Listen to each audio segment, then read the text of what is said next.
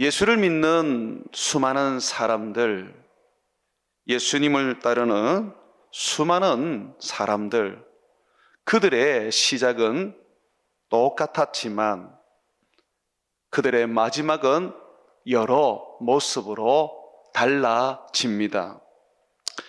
예수님께서 많은 무리 가운데에 12명의 제자를 부르셨는데 그 중에 베드로와 가룟 유다는 똑같이 예수님을 배신하고 부인했습니다. 그러나 이들의 삶의 끝자락에서 보여주는 인생은 정반대의 삶을 살았습니다. 베드로는 회개하고 돌이켜서 다시 예수님을 섬기고 나름으로 순교의 삶을 살았습니다. 반면 가룟 유다는 예수님을 십자가에 못 박은 양심의 가책으로 인하여 마음의 괴로움 가운데 자살하고 지옥으로 들어가게 되었습니다. 왜 이런 결과가 생겨난 것일까요? 똑같이 예수님을 부인했던 사람, 예수님의 제자로 부름을 받았던 사람들인데 그 결과는 너무나도 달랐습니다. 왜 그런 것일까요? 우리는 베드로의 고백 속에서 그 답을 찾을 수가 있습니다. 하루는 예수님께서 내 살을 먹고 내 피를 마셔야지 영생을 얻는다라는 말씀을 수많은 무리들에게 하셨습니다.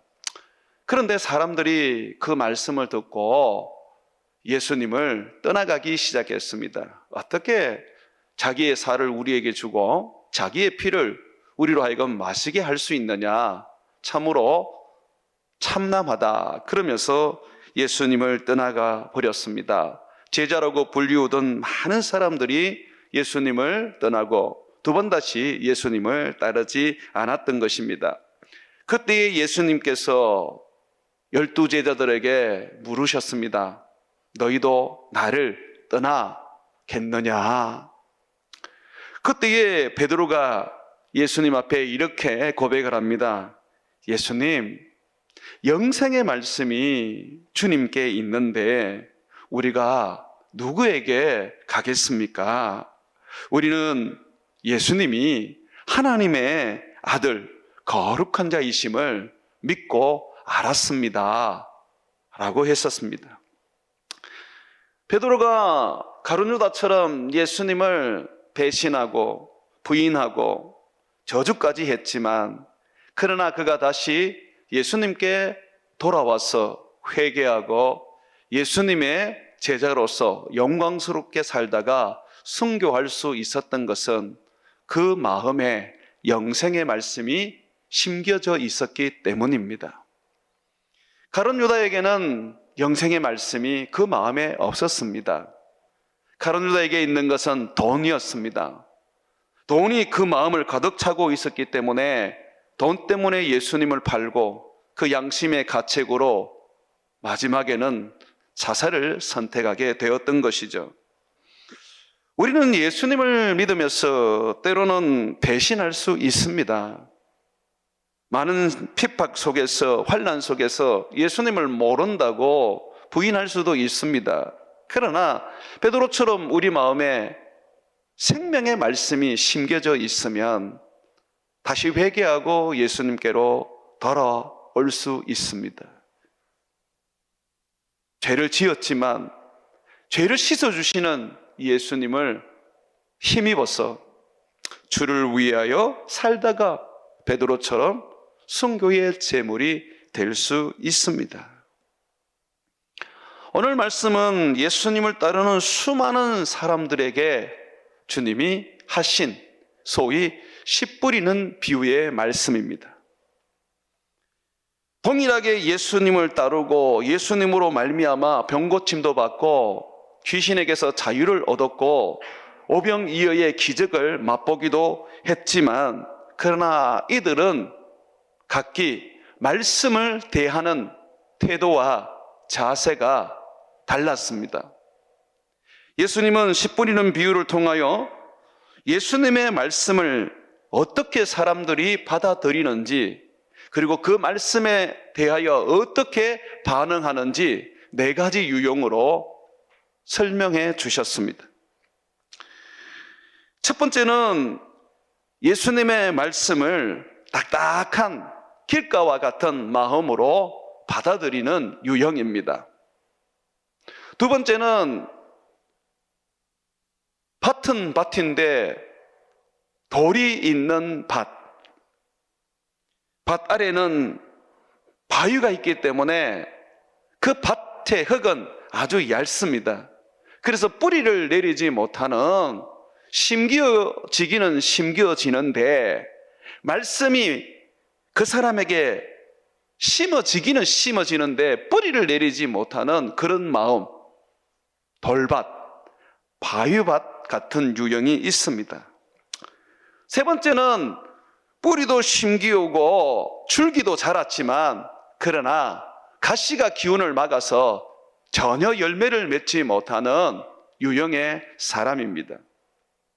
네 번째는 너무나도 좋은 밭이어서 씨가 뿌려지는 순간부터 뿌리가 내리고 줄기가 생기고 그리고 자연스럽게 열매가 맺히는 밭입니다. 예수님은 이 비유를 통하여 어떤 사람은 말씀을 받는 데 있어서 길가와 같은 사람이고 어떤 사람은 돌밭과 같은 사람이고 어떤 사람은 가시떨기의 밭과 같고 어떤 사람은 좋은 땅의 밭과 같다고 말씀하고 있습니다. 그리고 예수님은 결론적으로 오직 좋은 밭이어야지만이 그 말씀이 심기어지고 자라서 열매를 맺을 수 있다고 말씀하십니다. 이 비유에 대해서 조금 더 우리가 깊이 살펴보겠습니다. 오늘 비유에서 예수님께서 말씀하시는 씨는 하나님의 말씀입니다. 여러분 11절 말씀 한번 보시죠. 11절에 보면 씨가 무엇을 비유하고 있는지 예수님은 말씀하고 있습니다. 이 비유는 이러하니라. 씨는 하나님의 말씀이요 라고 합니다. 씨는 하나님의 말씀입니다. 그러면 이 하나님의 말씀은 어떤 말씀입니까? 모세가 말한 율법입니까? 선지자들이 말하고 있는 메시지입니까? 아니면 예수님께서 우리에게 전해주고 있는 천국의 말씀입니까? 예수님은 그 부분에 대해서도 명확하게 설명을 해주고 있습니다. 9절 말씀, 10절 말씀, 이 두 구절을 한번 보십시오.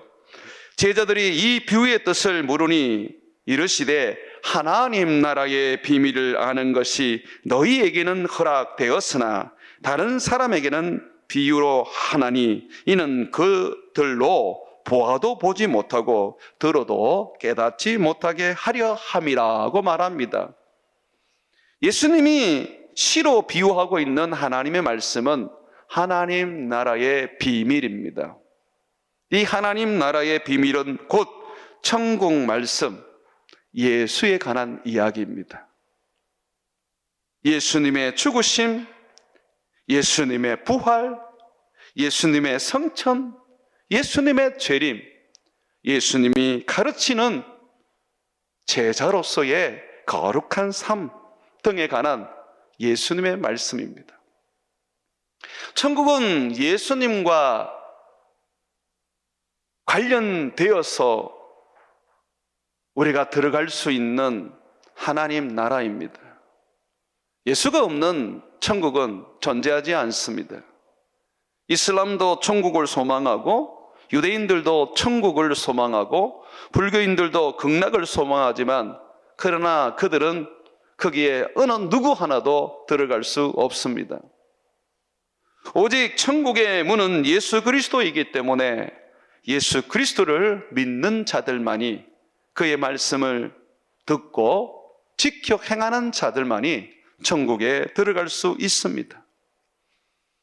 유대인들은 수많은 랍비와 바리새인과 서기관들을 통하여서 구약 성경을 안식일마다 듣고 배웠습니다. 그러나 그것은 그들로 하여금 생명을 주지 못했습니다.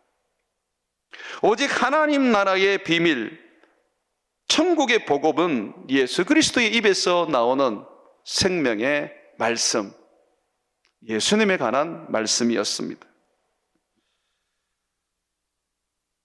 예수님에 대한 복음을 우리가 전했을 때에 사람들이 그 복음을 어떻게 받아들이느냐, 그리고 그 복음을 어떻게 내 삶에 적용하느냐에 따라서 우리는 그 사람의 마음이 어떤 밭인지, 예수님께서 말씀하신 4가지 유형 중에 어떤 종류인지 우리는 알 수 있습니다. 길가밭인지, 돌밭인지, 아니면 가시떨기 밭인지, 아니면 좋은 밭인지 우리는 구분할 수가 있습니다. 그런데 이 구분은 가장 정확하게 해낼 수 있는 사람, 그 사람이 바로 말씀을 듣는 그 사람 자신입니다. 예수 그리스도의 복음을 들을 때에 이 복음에 대해서 내가 어떻게 반응하는지 남들은 몰라도 나는 압니다. 이 밭이라는 것은 마음입니다. 내 마음이 주님의 말씀을 밀어내고 있는지, 그 말씀을 듣고 기뻐하고 또 그 말씀을 듣고 기뻐하는 것을 넘어서서 그 말씀대로 사는지 우리는 알 수 있습니다. 내 마음을 가장 잘 아는 것은 내 자신이기 때문이죠. 12절이나 15절에 보게 되면 이 밭은 마음이라고 가르치고 있습니다. 12절에 한번 보시죠. 길가에 있다는 것은 말씀을 들은 자니 이는 마귀가 가서 그들을 믿어 구원을 얻지 못하게 하려고 말씀을 그 마음에서 빼앗는 것이요 라고 말합니다. 말씀에서 마음을 빼앗아 버립니다. 말씀이 마음에 심기지 못하도록, 말씀을 심어서 열매 맺게 하는 마음을 사단이 찾아와서 그 마음에서 말씀이 심어지지 못하도록 빼앗아 버린다고 말하고 있습니다. 어떻게 우리가 구원을 얻습니까? 우리의 구원은 마음에서 시작됩니다. 생명의 근원이 마음에서 나오듯이 구원은 마음에서 시작됩니다. 로마서 10장 9절과 8절에 보게 되면 네가 만일 내 입으로 예수를 주로 시인하며 또 하나님께서 그를 죽은 자 가운데서 살리신 것을 너의 마음에 믿으면 구원을 받으리라고 말하고 있습니다. 사람이 마음으로 믿어 의에 이르고 입으로 시인하여 구원에 이른다고 말합니다. 생명의 말씀, 예수 그리스도의 구원의 복음이 내 귀에 들릴 때에 이것은 씨가 되어서 내 마음밭에 심겨집니다. 그래서 우리는 마음으로 예수님을 믿게 되고 심겨진 이 씨는 내 삶으로 나타납니다. 열매를 맺는 것이죠. 입으로 시인하여 구원에 이른다고 말하는 것입니다. 주님의 말씀은 우리의 마음에 있어야 하고 우리의 입에 있어야지 구원에 이른 자입니다. 로마서 10장 8절에 보게 되면 그러면 무엇을 말하느냐?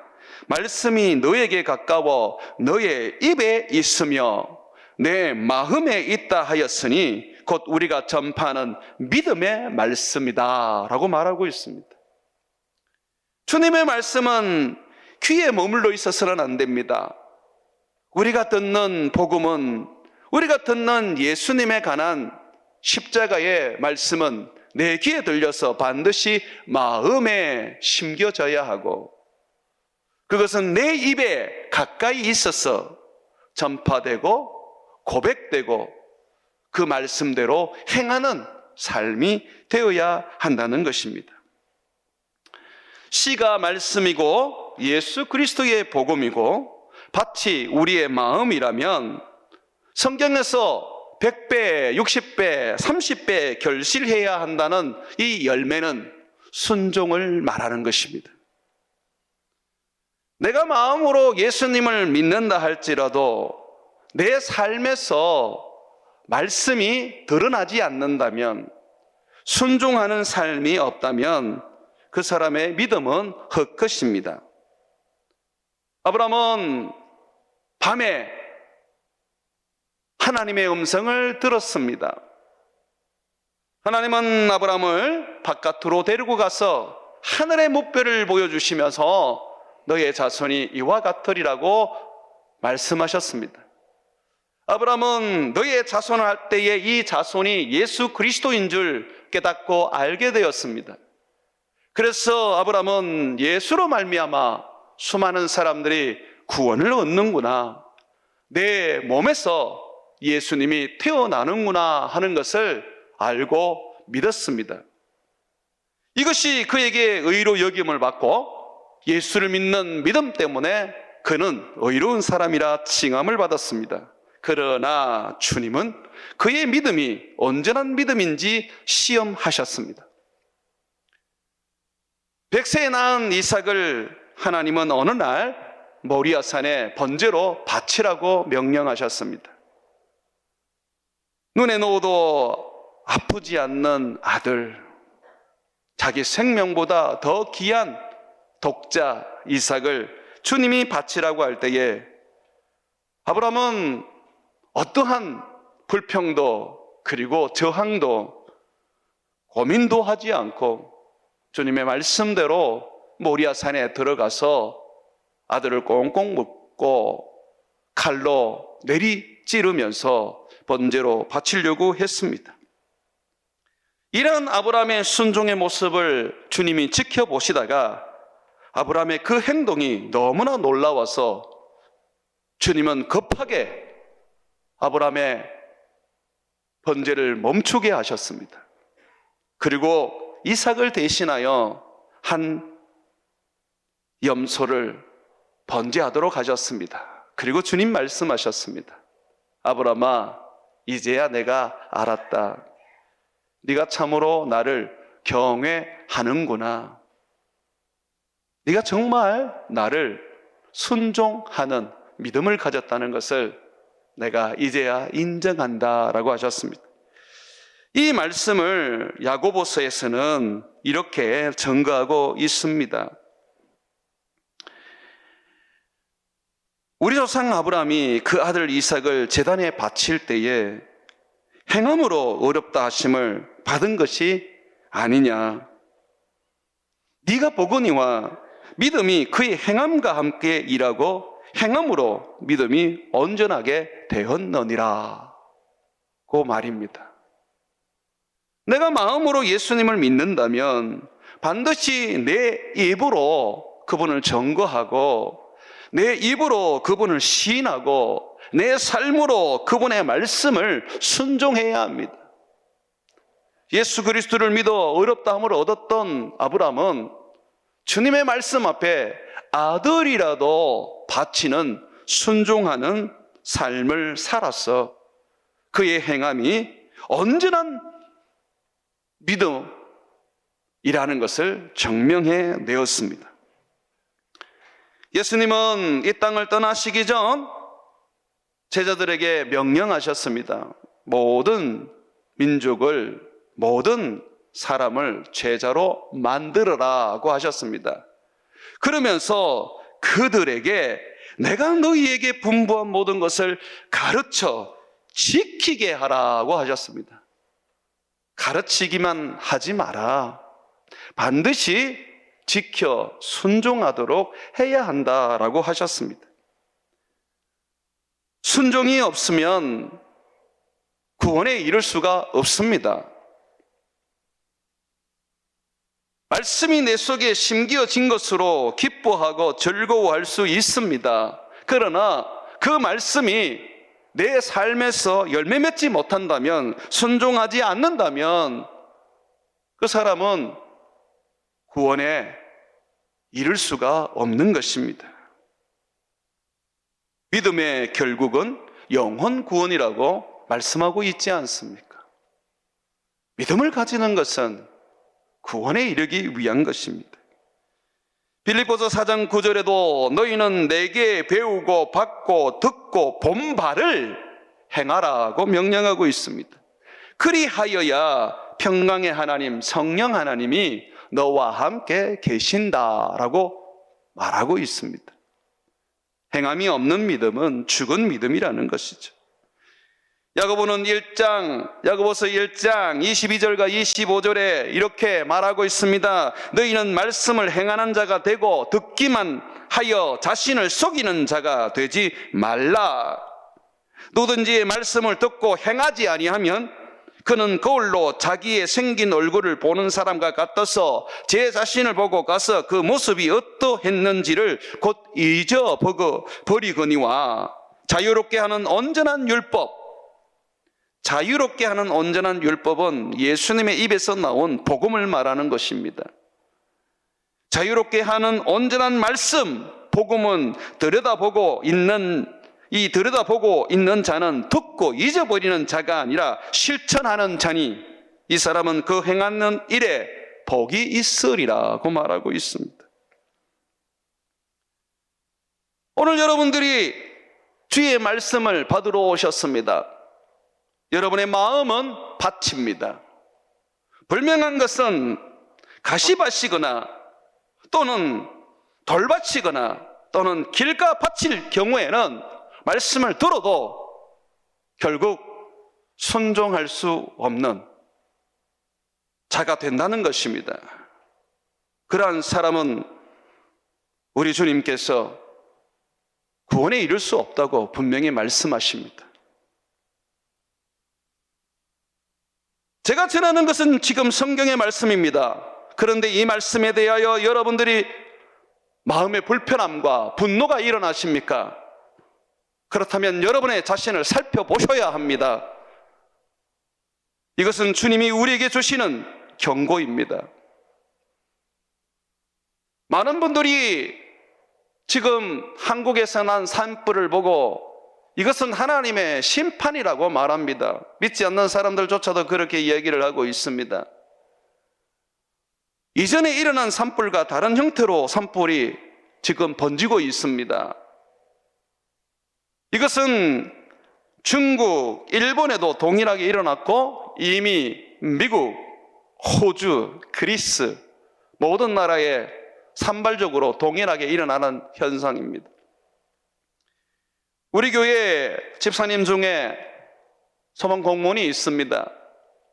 청송에서 근무하는데 제가 그분이 많이 걱정이 되어서 전화를 했습니다. 집사님 힘들지 않습니까?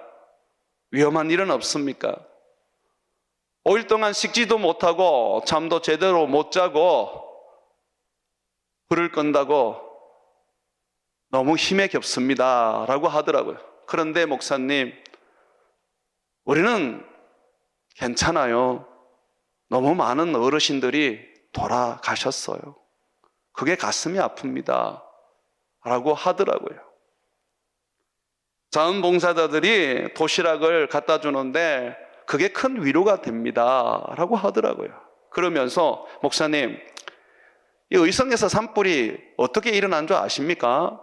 저희들도 조사를 통해서 알게 되었는데 한 사람이 자기 딸을 시집 보내기 위해서 산에 불을 질렀답니다. 제가 무슨 말이에요 그게 그랬더니 무당이 어느 산에 가서 불을 좀 지르면 시집 못 간 딸이 시집을 갈 수 있다고 말해 주더라는 겁니다. 그래서 이 부모된 마음으로 시집 못 간 딸을 시집 보내려고 불을 놓았는데 이렇게 번지고 많은 사람이 죽게 되게 된 결과를 낳을 줄은 몰랐다는 것입니다. 이게 지금 사단의 역사인 거예요. 사단이 사람을 통해서 불을 내고 있는 거예요. 불이 나면 완전히 그냥 불기둥이 솟아오르면서 아무도 끌 수 없는 그런 무서운 불로 번지게 만드는 거예요. 주님이 사단에게 주신 권세지요. 마지막 시대에 우리 주님께서 깨닫게 하시는 사단을 통하여 주시는 경고입니다. 노아 때는 물로 심판하셨지만 이제는 불로 하나님이 심판하십니다. 이러한 속에 우리는 우리 자신이 정말 주님의 말씀대로 살고 있는지 살펴봐야 합니다. 더 많은 환난과 더 많은 핍박과 더 많은 어려움들이 우리에게 올 것입니다. 그때에 우리는 예수님을 부인할 수도 있고 배신할 수도 있습니다. 그러나 영생의 말씀이 내 안에 심겨져 있다면 우리는 회개하고 주님께로 돌아가서 주님을 섬기며 주와 같이 살다가 베드로처럼 주님의 품에 안길 수 있습니다. 그러나 예수님의 제자로 부름을 받은 가룟 유다처럼 그 속에 돈만 있고 예수님의 말씀이 없다면 결국은 비참하게 양심의 가책을 느끼면서 자살하다가 지옥으로 들어가 영원토록 불구덩이에서 형벌을 받는 것입니다. 우리 안에 말씀을 심어야 합니다. 그리고 그 말씀이 열매를 맺어야 합니다. 예수님은 우리 마음에 4가지 유형의 밭을 통하여서 영생의 말씀을 가로막고 순종하지 못하게 하는 5대 원수를 이야기해 주고 있습니다. 먼저 길가 밭과 같은 마음, 이 마음에 우리의 대적자 영생의 말씀을 우리 마음 안에 심지 못하게 하는 것은 마귀입니다. 12절 말씀 보시죠. 길가에 있다는 것은 말씀을 들은 자니 이에 마귀가 가서 그들이 믿어 구원에 이르지 못하도록 그 말씀을 그 마음에서 빼앗는 것이요 라고 말하고 있습니다. 마귀는 우리가 말씀을 들을 때에 항상 우리 가까이에 와 있습니다. 그래서 그 말씀을 듣지 못하고 있을 때 길가와 같이 딱딱한 땅이 되어서 말씀을 심지 못하고 그저 배쳐가고 있을 때에 그 순간에 그 말씀을 가로채 가버립니다. 예배드리러 와서 말씀을 하나도 듣지 못하고 그 말씀에 대하여 깨닫지도 못하고 그 말씀에 대하여 자신을 돌아보지도 못했다면 마귀에게 그 말씀을 다 빼앗긴 것입니다. 마귀는 우리에게 시험하고 우리에게 고통을 주고 우리에게 괴로움만 주는 존재가 아닙니다. 우리가 구원에 이를까봐 말씀으로 말미암아 천국에 들어갈까봐 그 말씀을 못 듣도록 합니다. 잠도 오게 하고 쥐도 산만하게 만들고 전혀 말씀에 집중하지 못하게 하고 말씀을 들을 때에 그 말씀에 대하여 분노하고 속상해하고 배척하게 만들고 왜 목사님은 오늘 나에 대해서 책망하냐 그러면서 전혀 맞지 않는 오해를 일으키는 것이죠.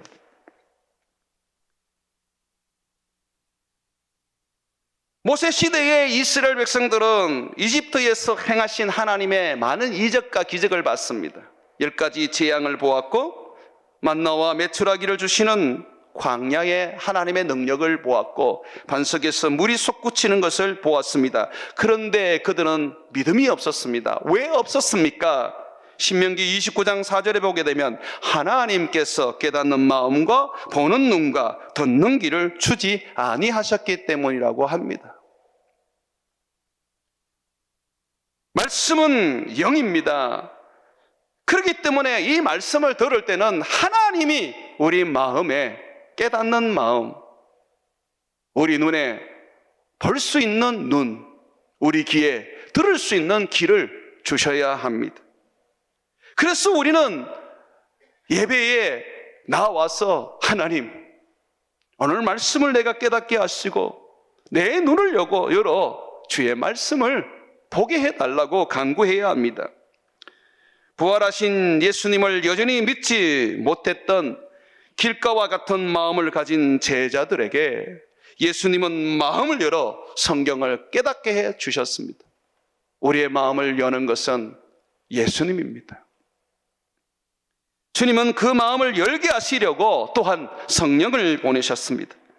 요한복음 14장 26절에 보게 되면 보혜사 곧 아버지께서 내 이름으로 보내실 성령, 그가 너희에게 모든 것을 가르치고 내가 말한 모든 것을 생각나게 해줄 것이라고 하십니다. 내 마음이 완악하고 성령을 의지하지 않으며 주여 주의 말씀을 내가 알기를 원합니다 라고 하면서 스스로 무릎을 꿇고 그 말씀을 경외하지 않으면 사단이 딱딱한 길가와 같은 내 마음에 뿌려진 말씀을 다 빼앗아가 버릴 것입니다. 또 이 두 번째 원수는 환난과 핍박, 우리의 삶의 시련입니다. 예수님은 돌밭에 말씀이 뿌려졌을 때에 즉시로 사람들이 기쁨으로 받는다고 말합니다. 말씀을 받을 때 너무 기쁩니다. 너무 즐겁습니다. 너무 행복합니다. 성령의 역사가 일어났다는 것을 경험합니다. 그런데 13절 말씀 한번 보십시오. 바위 위에 있다는 것은 말씀을 들을 때에 기쁨으로 받으나 뿌리가 없어 잠깐 믿다가 시련을 당할 때에 배반하는 자요라고 말씀하고 있습니다. 뿌리가 없기 때문에 잠깐 믿다가 고난이 오고 어려움이 오고 핍박이 오면 예수님을 배반해서 가룟 유다와 같이 주님을 떠나는 자가 되는 것입니다. 마태복음 13장 21절에서는 뿌리가 없어 잠시 견디다가 말씀으로 말미암아 환난이나 박해가 일어날 때에 곧 넘어지는 자라 그랬습니다. 말씀을 받으면 반드시 시련이 온다는 것입니다. 천국 복음을 우리가 듣고